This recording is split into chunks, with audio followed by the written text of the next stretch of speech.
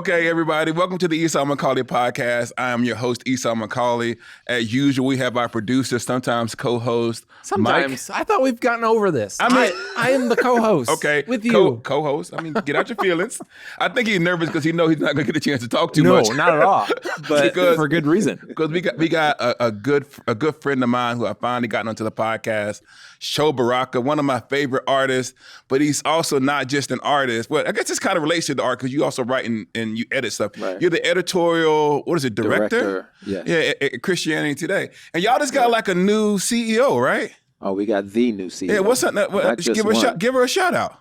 Okay, Dr. Nicole Martin. Okay, who, then. Is, if I'm being honest, is one of the reasons why I even joined CT in the first place about a year and a half ago. And okay, when I joined CT, I worked directly under her.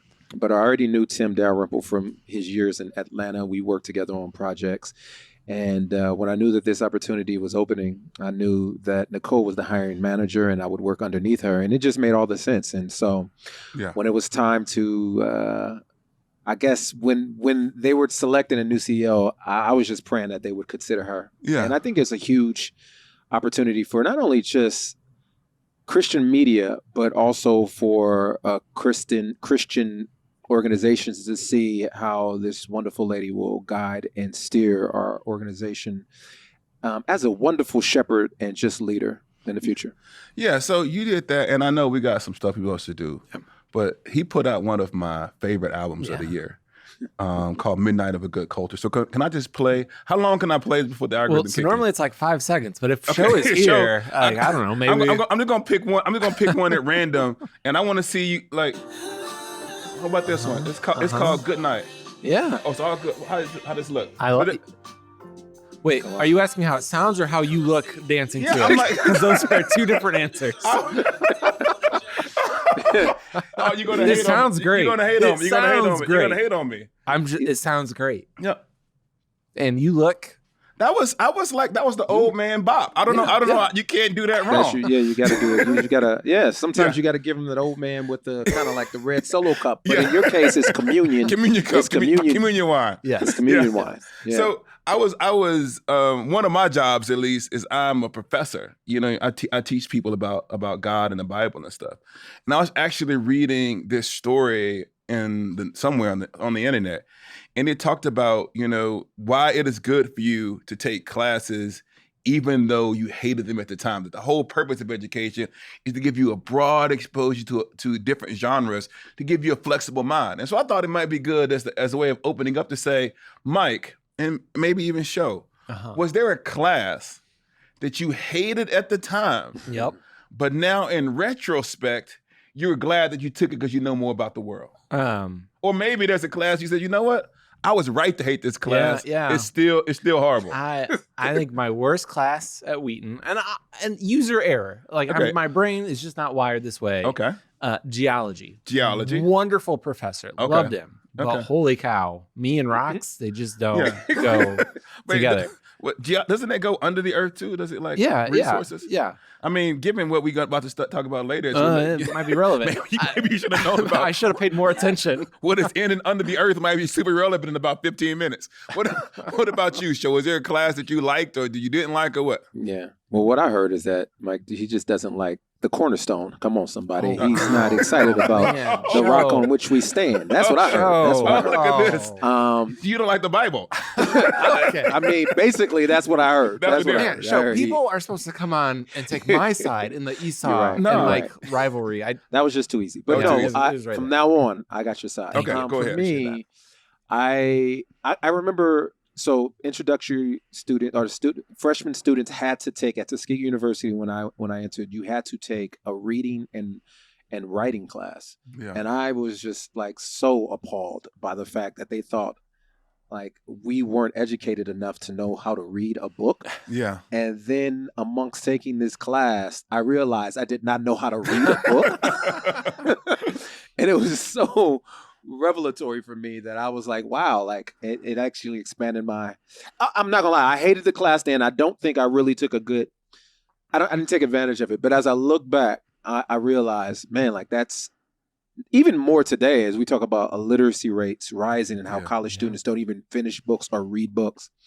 I think that for me, just reading comprehension, composition, all this stuff in writing just is a world in which I live in now. If I would have known then, I probably would have taken it a little more seriously. Yeah, reading is great. So what's a book that you've read recently, Mike, that you like?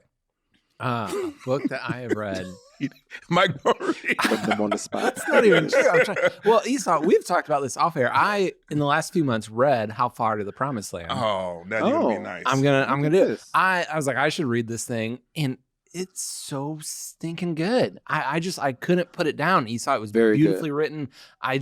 I loved it. One of the best books I've read in a very long time. Now I feel bad. Yeah, you should. So when I was in, man, this is a long-standing hatred that I've had of mathematics. And it goes all the way back to like when I was in high school. And basically there's like two kinds of classes in my high school. Classes where they might fight in the class or classes where they might not fight in the class. And so my mom put me in advanced classes even when I couldn't actually understand what was going on because there was like education being had over there. Right. And so that means I was in math beyond what I could handle. And so I was always bad at math. Math was the worst. And I convinced myself that it's because I didn't get the best instruction. So I went to college and I took this class called Finite Mathematics. I passed the first test with an A. And I said, look, all of this time, people have been hating on me. I got math skills. My grades got progressively worse the entire semester and passed with like a C-. And so I thought, you know what? Like, this has been a waste of my time. Math is the worst. I hate it. And then I got ready to do my PhD in New Testament, y'all. This has nothing to do with mathematics, right? But in order to get into the PhD programs at the time, you had to take the GRE. And the GRE had a math component. And when I say I scored amongst the the people who should not be going to graduate school, my tests were so bad to go back and take remedial math. And so it did one of those times where ignoring something for 20 years came all the way back to haunt me when I was trying to get into my PhD program. So in retrospect, for those of you who hate something, you might want to study it just in case you might need to know about it later. I just love Esau that it seems like in general, your opinion on something is just if you're good at it. If I'm good at it, it's relevant. It's going to be relevant. So you were the one who didn't know anything about geology. And we're actually going to, at least I think this next story is in the end, and probably the people, because I was also bad in geology too, so this could be a bad analogy. Yeah. I think oil is somehow related to the earth, and it's there, right? Oil is definitely in the earth, and it is highly valuable. Neither one of us passed this test. We don't know. So recently, the United States engaged in either, is it a war? Is it an arrest? Can you give us a little bit of context of what's going on in Venezuela? I'll try to do this the best I can. Over the weekend, the U.S. Sent out a mission to capture and take back to the country the president of Venezuela, Nicolas Maduro. Now, they did this under the cover of darkness. There was no U.S. soldiers who were killed in the process, which was very impressive. It seems like there was very little fight even put up. There was some fight, but not a ton of fight. They were able to get in, get out, all within about 2 hours. And the president of Venezuela is now in a New York prison. And his wife as well. His wife yes. too. Now, the legality and the motivation behind why they did this, it depends on who you ask. Okay. So from the Trump administration, they would say, oh, this wasn't a military operation, actually. They had an indictment out for Maduro's arrest. And so the Justice Department was involved, and the military went to assist the capture because obviously you can't just send some police officers over to Venezuela and capture the guy. But this was not an act of war.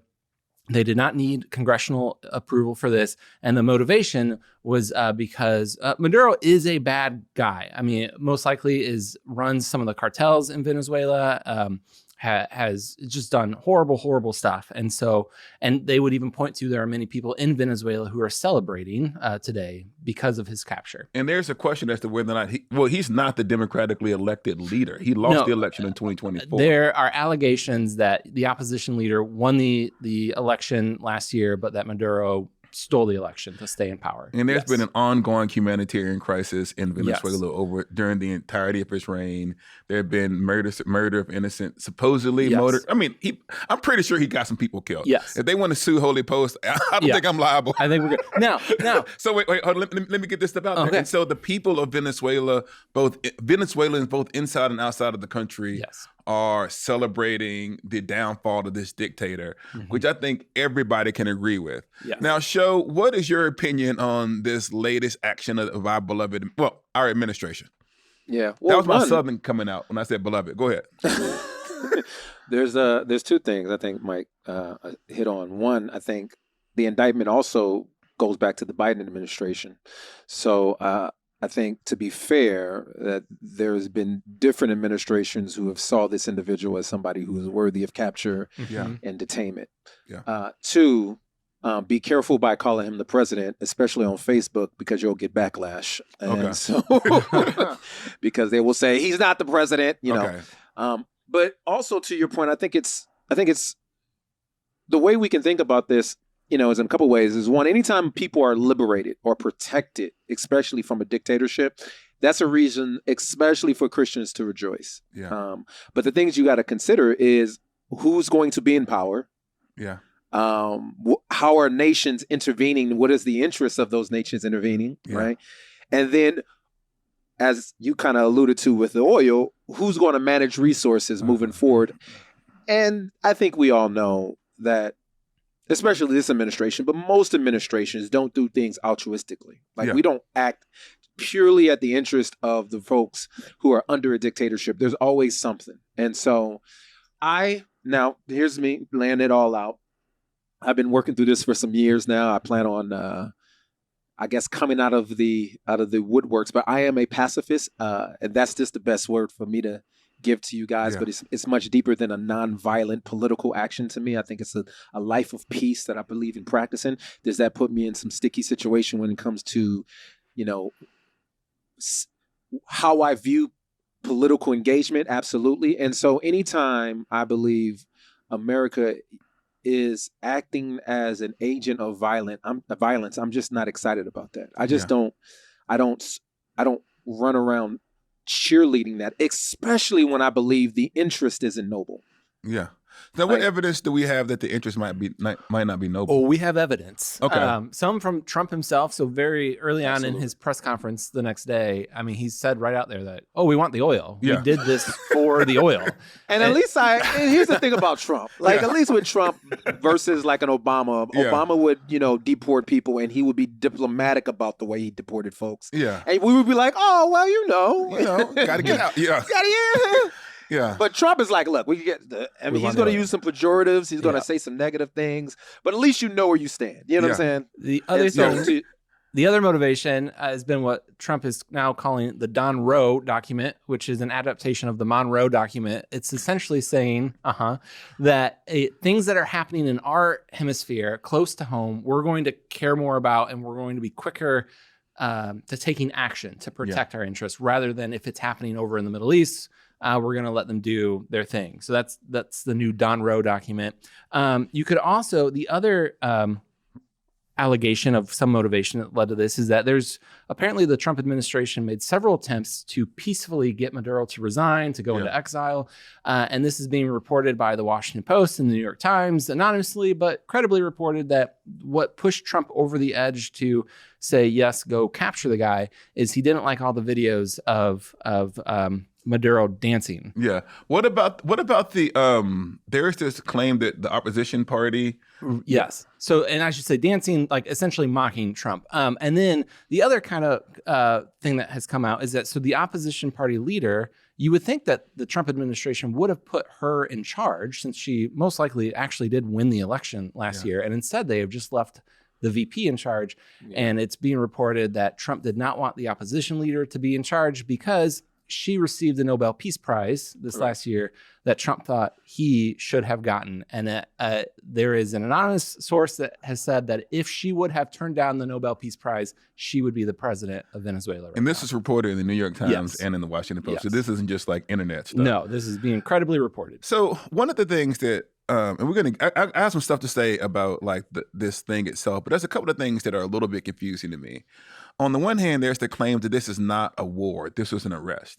If this is an arrest, then why are we negotiating who is and who isn't in power in the country? Well, and Trump has even said we're in charge now. Yeah. Yeah. So the other thing, and this is what I'm going to put my cards on the table too, and actually show, unfortunately, you're not the only pacifist on the podcast. I'm actually, I think I said this before on the podcast. I'm a pacifist, but I think I'm a bad pacifist. But I think most Christians are bad pacifists. No, what I'm saying is like I'm intellectually committed to pacifism. Right. I think I was gonna fight in the Civil War. Like that's my one.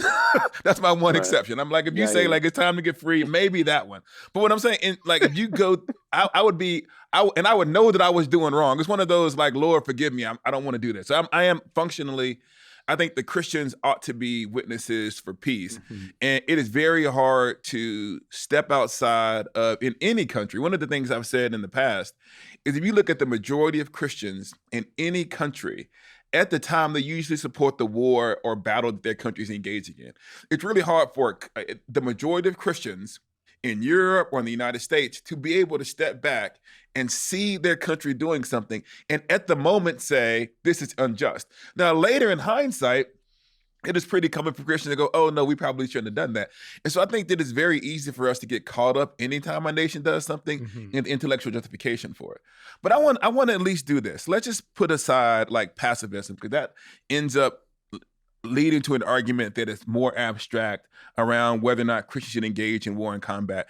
I want to put this to the side. Let's just for a second be intellectually serious and look at what Christians have often thought about as just war theory. For the Christians who do believe that war is a good, how have Christians often thought about when it is appropriate to have or to engage in battle? And there's 7 of these. Hopefully it won't take me too long to lay them out. And then we can analyze what's going on now in light of these theories. So there's 7 parts of it. The first one is, in order for a Christian to go to war, the cause must be just. And they define what it means to be a just cause. Protect innocent life, preserve the common good, or to restore rights that were taken away. So that needs to be the cause. The second one needs to be the just authority. The people who have the power within the government have to have been the ones who declared the war. Even the first 2 of those, I think we're kind of 0 for 2. Now, there might be some good ends, but I don't think the intention of the intervention in Venezuela was to protect life. And it's not exactly clear who can and can't declare war. I think it's Congress, right? Into the legality of this. So I think we're 0 for 2. Is that fair, Sho, or am I missing something so far? No, I would say yes. Okay. And Congress has had no part of this. Yeah. So the other 2, I'll get the other ones. Right intention. The goal must be to establish peace, not a desire for power. 4, the last resort. All peaceful alternatives must be exhausted. 5, probability of success. Will you win? That's probably that one we probably got. Proportionality of ends. That means the good expected from the war must surpass the evils that will come from the war. And once again, if you look at the history of the United States intervention in South America or globally, it is rare that regime change has led to an immediate increase in quality of life that often leads to more civil wars and more unrest. And the last we can look to 2 recent ones. Yeah. That. Okay. Yeah. And so, Iraq, Syria. I mean, just our intervention, and though we didn't war with Syria, but the interventions in Syria and the interventions in Iraq. Look at where these countries are now. Yeah. So if you go just cause, just authority, right intention, last resort, probability of success, proportionality of ends, and then last one is the right conduct in war.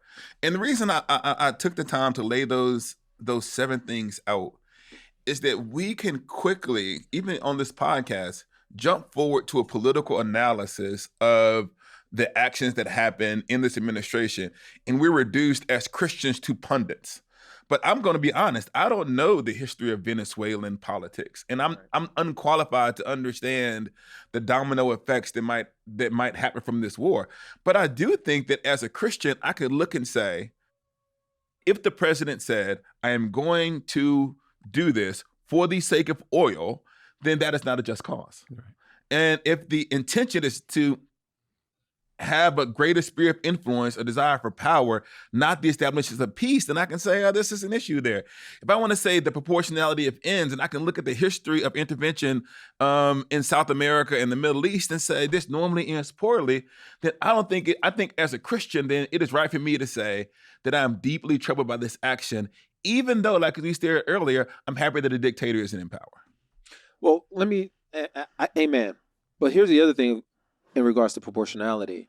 And to be fair, the war, he's also communicated along with Rubio and others that this Hexeth this is not just about this initially came about because of drug trafficking. Yeah. Like that's what they've kind of laid their chips on this idea of drug trafficking. But when we think about the proportionality argument in regards to the types of drugs that are dangerous to our country, which most people will say fentanyl is the greatest threat. Yeah. Venezuela is nowhere on that list, Yeah. right? Our greatest threats would be Canada or Mexico, I think Mexico, Canada, and China. Yeah. And that's according to, I think, DEA. But then you also think about, all right, well, look, cocaine is one of Venezuela's greatest imports, but they're not even, I don't even know if they're in the top 5, but they're in the top 11 when it comes to the highest countries that traffic cocaine within this country. Yeah. But you also think about the other nations that traffic much higher amounts of cocaine and fentanyl, etc., but we have no beef with them. So then you only have to deduce, like, if it's not because of the actual dangers that we're facing, then there has to be other reasons why, because the proportionality of what is being imported into this country versus what other countries are doing that are greater threats and we have no beef with them, then obviously there's other reasons. There's a subterfuge that's happening here. So I think that one of the things that becomes tricky when you deal with this administration is you have these straightforward kind of blunt statements made by the president. We're going to make money off of the oil there, and we talk to our oil companies in the United States, and they're going to make money. And we can say, this is about oil.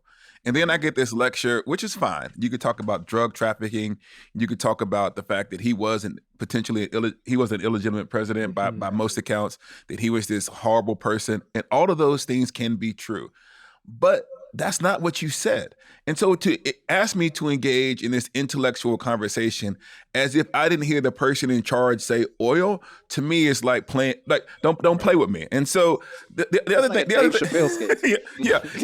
and here's the thing, and this is the part that I think where this may seem to be off the subject, but to me is right in line. There's a certain unseriousness to how this administration does business that makes it hard for me to trust the actions that it does. So, for example, he had right after this taking the president from Venezuela and bringing him here, there was a meme posted with the president in black and white, and at the bottom it was like 4 letters, FAFO, which I think we know what that means. Mess around and find out. And I'm just saying, well, this involves like regime change. And I don't want like regime change to be the same thing that I see with memes on the street.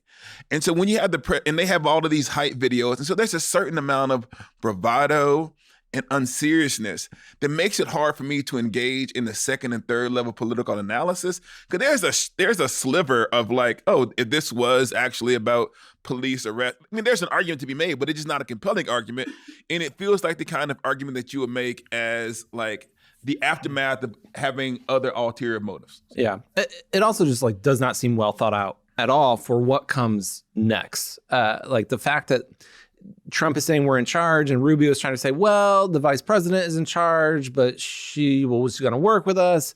And even just the fact that, well, surely is there going to be retaliation? What is that going to look like? And will other countries use this as a model to take out foreign leaders that they also don't like? So will China use this as an excuse for why they can invade Taiwan and capture their leader? And so that's part of the problem too. I think what you talked about with the Donroe document is something that we can't just like suffuse over, because I think what's really important is this race to control particular hemispheres. Yeah. Mm-hmm. And how America is, and I know it's like the backyard language, what's going on in my backyard, like the Greenlands, like trying to control South America. And what America could do is celebrate this. And it seems as if it's a good work, but there's also some working underneath the table or behind the scenes that will lead to us trying to control a whole particular hemisphere, also along with an act that was, I guess, with the Alien Enemies Act, where they're trying to use this as wartime law. So like any nation we're warring against, it gives us legal right to deport these people. Yeah. So now, because we're at technically war with Venezuela, or as they said, we're not in war, but if we're in conflict with a particular country, now we have any reason to deport them without any just cause. Yeah. And that to me is the scary stuff that is attached to this type of action. And then we talk about, like you said, like just the hypocrisy, like this is an unserious administration, the hypocrisy to indict or to arrest a sitting president while at the same time to pardon the Honduran president. Yeah, that's what I mean. Like you're playing with me, and like so for drug trafficking. It's like, so what are we doing? What are we doing? Make it make sense. So here's the thing, and I feel like this. We don't want to make this the entirety of like a Trump episode. So we got some non-Trump stuff coming, but there's one more story that I think is at least relevant to like the unseriousness of this administration. And that was this recent news story about the fact that I think it was in like 35 court cases that it's been found that the administration has misled courts, leading to like pretty rare for judges to give a rebuke. Can you say a little bit about that, Mike? Yeah, I don't have the exact numbers in front of me, but it's a segment from 60 Minutes. The clip has been making the rounds on social media where they did a deep dive of these judges writing opinions about the evidence and cases that the government, the administration is providing, and that the judges are saying, we've never seen such levels of blatant dishonesty before, of just outright made up allegations, facts, and data to support cases. And basically to wrap it all up, it's destroying probably decades of trust in the Justice Department going forward. So normally when the Justice Department brings a case and they present the facts to argue their side, there's been a high level of trust given to the administrations that the evidence they're putting forward to justify the governmental actions are themselves real and true. Mm-hmm. And obviously people can have mistakes on, certain details, and things can be a little bit questionable. But from what I understand, the segment was saying these aren't mistakes. These are outright fabrications, to the point that the judges are saying of the government, stop lying to us. Right. And so what I'm wondering is, if we know, and we have some evidence to suggest the government is lying to our own justice system for the sake of pursuing their political ends, how can I trust them when they give me other justifications, more broadly speaking? And that's what I mean when I talk about the corruption in this particular administration. So I don't know if you had to say other than lying is bad, but what it's in the 10 Commandments. What do you got anything else for us there? No, I don't think I have anything profound to say and this won't be profound, but to add to, something elementary is that I think in times of feast, which I think a lot of people who are supporting the types of actions that are propagated within this administration, everything is a win. But then when you are in famine, when it's not your administration, when it's not your president, and these individuals act in the same way, you cry unfair. And I think, especially for the Christian, we have to detach ourselves from this concept of winning and losing and say, man, what is noble, what is honest, what is of good rapport? And even if it's our guy or our woman who's up here perpetuating these things, we got to figure out how to detach ourselves from the winning motif and say, man, we need to stick by what is right and what is good. And I just think it's just a terrible practice to just look the other way when our guy is winning. And it's just a sad indictment on a lot of people that I know, and people who've done it in the past. When when Obama was in presidency, like it's just, we got to get to a place where we can look past. Yeah, I've said enough. So I want to say this too, and this is one of the things that makes it really tricky to do a podcast during this particular season of American political life, because you might get the idea from me saying this stuff that, like, I think that the solution to our problems is for everybody to become Democrat. I don't know where you would have gotten that from, because I'm saying the Democratic Party is capable of doing wicked things. They're capable of being dishonest. They're capable of, like, I think they lied about Biden's cognitive decline. I mean, he was clearly, I saw him in that debate. I was like, wow, he's old, right? And so I can say that and be honest about it.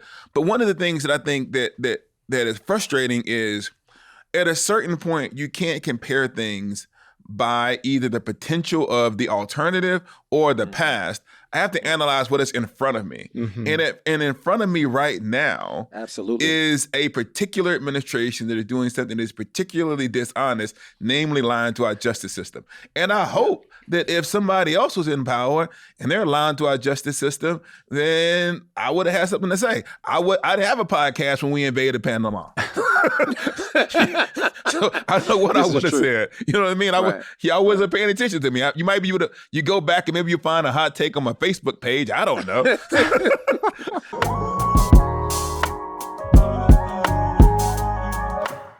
I don't mess around when it comes to things that I use every single day, like my mattress. That's why I sleep on a mattress from Brooklyn Bedding. It's not just a mattress, it's the LeBron James of mattresses. Built to last in their own U.S. factory in Arizona, these mattresses are second to none. Sleeping on my new Sedona Elite, I can really feel the quality from stitching to support. Every night has been a comfortable sleep. Go to brooklynbedding.com and use the promo code ESAU, that's ESAU, at checkout to get 30% off site-wide. This offer is not available anywhere else. That's promo code ESAU, ESAU, for 30% off site-wide. Support our show and let them know we sent you after the checkout. Zones field got him doing football numbers, only average grown. He was acting grown. We have a segment of the podcast because Mike sometimes feels like he doesn't get enough love. And so you might not know this show. It's called Mike's Corner, where Mike gets to choose what he wants to talk about. And sometimes it changes the vibe. It brings a little bit of levity or joy or something else. So Mike, you had the entire end of that in front of you. What did you choose for Mike's Corner? Well, I found this really great writer for CT who wrote a piece about AI and technology. What was his name? Let me look it up. I don't remember. Sho Baraka. Is that Sho Baraka? Sho Baraka. That's him. That's him right there. Yeah. Or you can say Barack. Like it was Obama. Yeah. I was named after him. Okay. Even though I'm in my late 40s. So the article is called Dreaming Against the Machine. And, I'm going to steal your thunder. You're going to do this better at the end of the podcast. But I feel like lately we are in a very utilitarian approach to life and how we kind of view politics and theology and technology. And Sho agrees. He uses 100 years of solitude, which I had never heard of before. But it sounds like the perfect metaphor. You just embarrass yourself. Yeah, I'm sure. I'm not smart. I'm not well read. That's a classic, bro. I'm sorry. Oh, Mike, I could see how Esau is a jerk on this show. I can see it now. Thank you. Thank you. I'm with you. I'm with you now. I'm not. You know what, Sho? Here's the funny thing is, I'm not convinced Esau's ever read it. Oh, have I read it? No, but I would have played it off. I've not read it either, but I would have played it off. I was like, great book. That's exactly what I haven't read it. Anyway, it's a war in a modern society that through technology, automation, and AI, they are trading rest, memory, and imagination for human dignity, and instead prioritizing constant productivity and efficiency. And Sho, obviously, I will let you talk about your article because you will be able to say it much better than I could. But I thought it was a beautiful summary of the dangers of prioritizing efficiency above all else and not making space for inefficiency and rest and dreaming about future possibilities that maybe we lack the imagination right now, but it doesn't mean that it's not possible, that something better could be in front of us. Yeah. So Thank you for that introduction. I think it was good. I think that introduction was good, but go ahead. I'm sorry. I was going to say, was there something that you saw in particular that led you to write this piece? Or was there a vibe? No, I think it's been a vibe. I think it's been an ongoing milieu, like just a culmination of things that have built up an anxiety in me from the rise of automation, the rise of AI, the loss of jobs from not only people, friends, more recently, the lecture series that Peter Thiel is doing around the Antichrist, the artist who was #1 on Christian Billboard, that was an AI artist.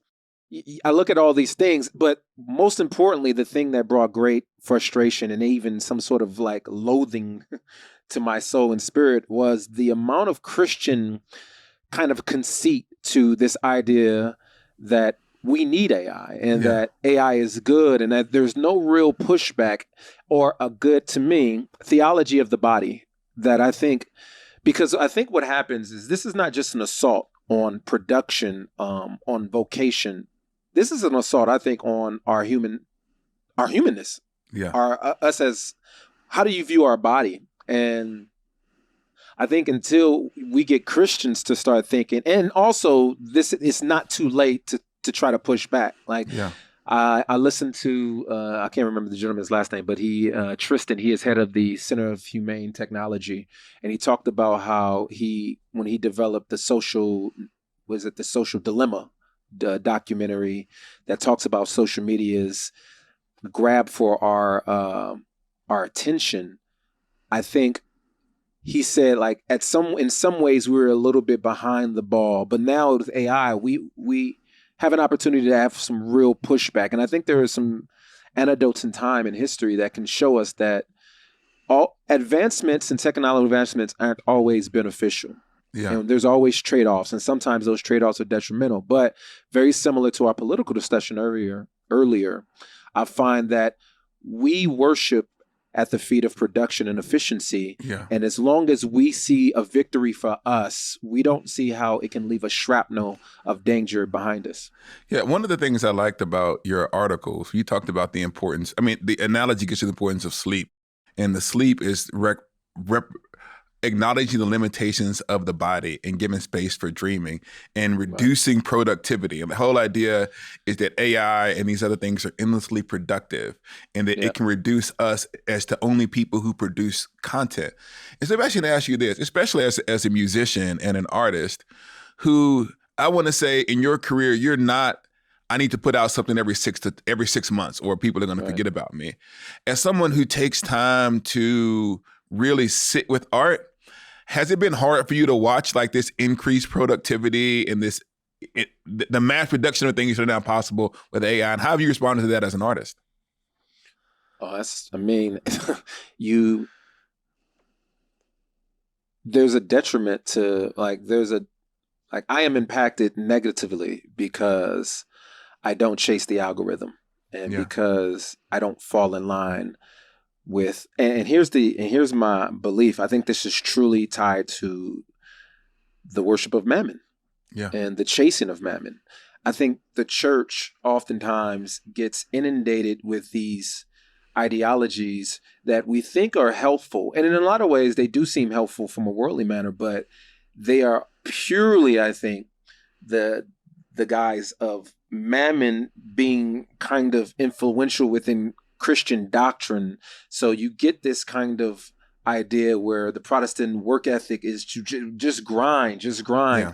And when you never rest, I think you lose your imagination. I think you lose a lot. And we put ourselves at risk at being machines in ways that I don't think the scriptures or the Bible teaches us to. And so in a lot of ways, like, I've lost opportunities and I continue to lose opportunities because I don't operate in the alchemy of trying to manipulate people to constantly chase after me. Because I think the chasing after relevance to me is not only bad art, but I think it's a lack of trust in God. I think it's a lack of trusting in his provision. I think ultimately what we're saying is like, hey, I want to be God in order to conjure up the things that I need consistently. And as you said, like, it's hard for us to consider the fact that we may be forgotten. But here's the thing, like, we are going to be forgotten. Yeah. And that's okay. Yeah. That's fine. One of the things that I was thinking about as you said that is, and the reason I tried to put the list out as related to just war was to get Christians to think. And that might seem like a strange thing to say, but especially when you have kind of something as decentralized as American Christianity, there is no theological vote. There's just like what works. And so sometimes stuff that begins in like the mega church context, they're embracing technologies and efficiencies and practices. And you can levy a devastating theological critique of the dangers of AI, and you just did that. But if somebody has a church of 10,000 people and says, I use AI for my sermon prep, what are you going to do? And so then you find yourself saying, either I got to adjust to what is popping, or I just got to sit back and say, I won the argument, but I lost all the people. And so that's one of the struggles that I often see is like, how do we maintain our theological integrity and what we believe about limitations when we see. It's easy to sit in the smugness of your arguments, but if nobody's listening to it, what good does it do to be right? And so one of the things, even with this podcast, the reason I said earlier, I'm sorry for doing 2 Trump topics in a row, because we know if we do a Trump topic on the podcast, it drives the algorithm. Right. And so we actually try to avoid doing all Trump topics on this podcast.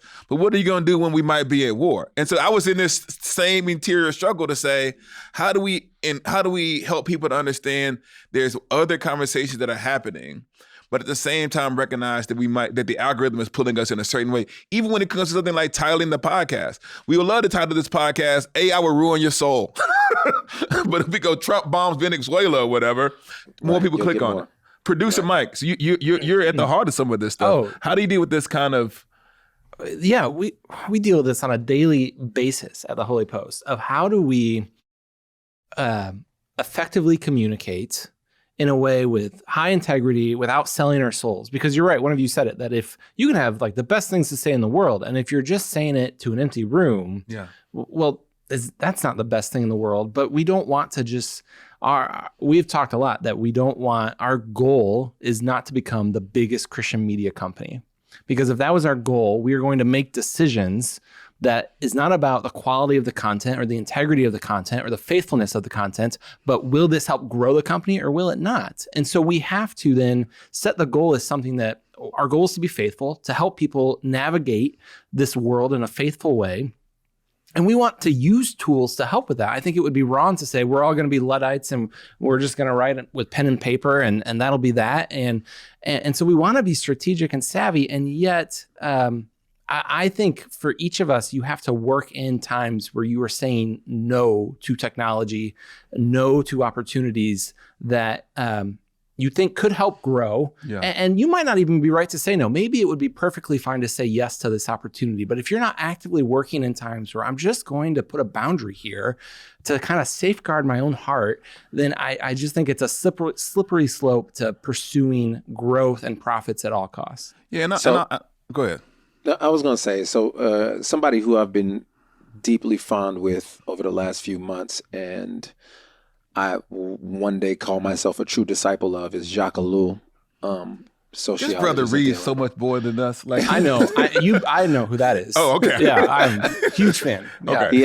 He has a statement where he says the Christian has left the Holy Spirit unemployed, and I think when I think about these conversations, I think about, as I've tried to communicate in that article, this idea of spontaneity, of improvisation, of how the Spirit, and I think is, in a lot of ways, the progenitor of this idea of how do we operate against systems and techniques that are proven to work. And I think that's what the Christian church has done. It's sold itself. It's forfeited the work of the Spirit for techniques and methods that they know will work within this particular system. And I think that is one of the greatest grievances in our Christian faith.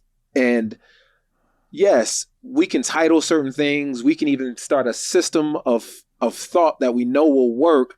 But is that beneficial? And so to your question, Esau, I think I've grown content, not only from an artist perspective, but now even as a thinker, to just sit, I wouldn't say in the smugness of my idea, but I am comfortable sitting as like the lone prophet who's like, well, I just don't believe that is the work of the Spirit. Like, I just don't believe that that's where the Lord is. Now, I'm not saying I am all the way right, but I just think there's some sort of caution that we need to consider versus wholeheartedly giving ourselves to efficiency and production just for the sake of efficiency and production. And I think a lot of our theology has carted this in because we want to reform things, we want to transform things, we want to dominate things, the whole 7 mountain principles. It's all about how do we take things over. And even the most noble or the most sincere of Christian belief has been inundated with this kind of philosophy that I think is very dangerous. Can I share one story and then you can wrap us up? Go ahead. Well,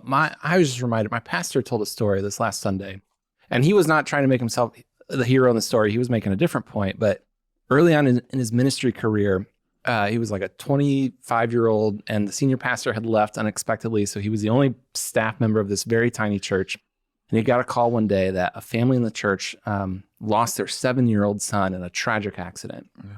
And they wanted him to go to the house. And he was terrified, because what do you say to a family that just lost their 7-year-old?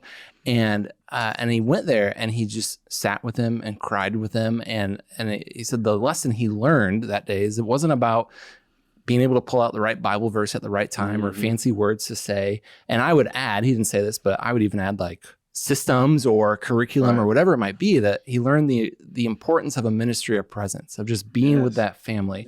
And like, did he do anything in that moment to grow the church? No, not at all. But to sacrifice 3 hours of his time to just sit with that family, that's far better ministry than anything else he could have been doing that day. And let me just throw this in there real quick, and I mentioned this in the at the chagrin of Esau. No, go ahead.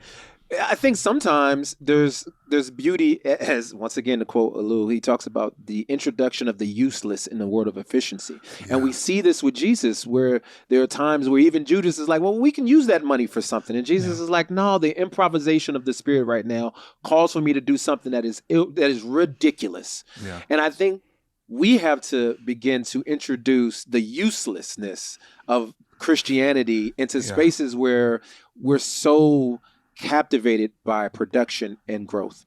Now listen, I don't want anybody to hear this thing I'm going to say the wrong way. I don't care what tradition that you are in, as long as it ain't a cult. So I'm not telling people they need to be Anglican. Don't hear this part. Don't hear that part. But one of the things that was grounding for me in the liturgical life was precisely its inefficiency. That even when we planted our church, I didn't want to give it a cool name. It's All Saints. It's like All Saints Anglican Church. I wanted something that was a part of our holiday. I wanted to give people vestments and liturgy that stretch back over centuries. Because I thought in a world of constant change and innovation, something about the wisdom of the early church might still be relevant to us today. There may be something from the past. It doesn't mean that we just blindly recreate it, because we will drop some contemporary music. We'll put a little Kirk in there when we can, when the choir's acting right, well, when the worship team's acting right. So it's not about just saying we're just hiding out in the past. We have our CCM and our gospelized CCM. We do all of that stuff too. But at the heart of our spirituality is to say, we're going to do what the church has always done. And that has certain kinds of inefficiencies, right? Because everybody who comes got to get Eucharist. That takes 20 minutes. You got to walk up there, got to give you the bread and give you the wine. And so that to me has been our way of saying, we're not just going to look at what is happening in the moment that is trendy. Now, Sho, if people want to do stuff besides type in Sho Baraka in all of their musical streaming services and download and stream all of your music, especially your latest album, that's one way they can get in contact with you. What are other ways they can get in contact with you, Sho? You can, it's on my website. It's probably the easiest. It's shobaraka.com, or on all social media platforms, which I am terrible when it comes to engaging social media. It's AMI Sho Baraka. But Amisho is my first name, so it's like a play on a creative way to say my name. Amisho Baraka on Facebook, YouTube, all of that. So yeah. And Mike, if they want to follow you, where can they follow you on social? Esau. Maybe I was asking where they can find you. I love it. I love this. I have been trying to follow Sho's example of not being overly present online, because I think I think it's dangerous. But you can find Mike. He has an Instagram. If you hunt it down, you can find him on Mike. Maybe I'll post a picture. Should I post a picture of you and I at our Christmas party? Party together. So what we try to do is we close the podcast because it feels like the stories that we do are not related, but it's called like Esau Explains It All. And that's what we're calling it. I think that's what you call it. That's what I call it. But we try to tie the 4 stories together to see if there's anything that relates to them. The first story that we talked about dealt with college education. And the whole point of the story of college education is sometimes the things that seem inefficient are themselves morally formative. And we should take advantage of the intellectual flexibility established through higher education. Our second story and our third story dealt with the president in this administration really being effectively utilitarian. They say the ends justify the means. What is the most efficient way to extract wealth from a country. And for whatever alternative goods that may flow from that, the end of a dictatorship, at the heart, we question that thing because it was not rooted in a holistic account of what it means to be human, what it means to engage in just government. Our last topic, AI, dealt with the exact same issue.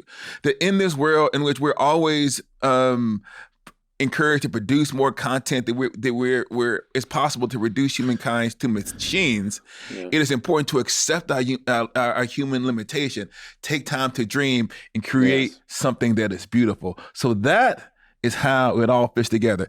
Thank you all for listening to the Esau McCauley podcast show. We hope to have you back sometime. Mike, you're here every week, no matter what we do to you. Thank you all for listening. Oh, and don't forget to subscribe and like. We need to get some more comments. We don't got enough comments.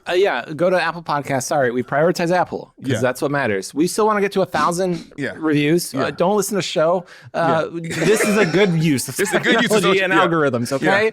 And get on YouTube and comment. Let us know what you think. Let us know why I'm right and Esau is so mean to me. We're like 850. We need like 150 reviews to get to 1,000. Yeah, we can do that. By next week. Let's do it. All right. Thank y'all for listening. We'll talk to you next week. Hello, everyone. If you like this video, please like and subscribe on YouTube. And even if you didn't like this one, you'll like the next one. And please do it, or I'm going to lose my job. And I have 4 kids. And they eat a lot of food.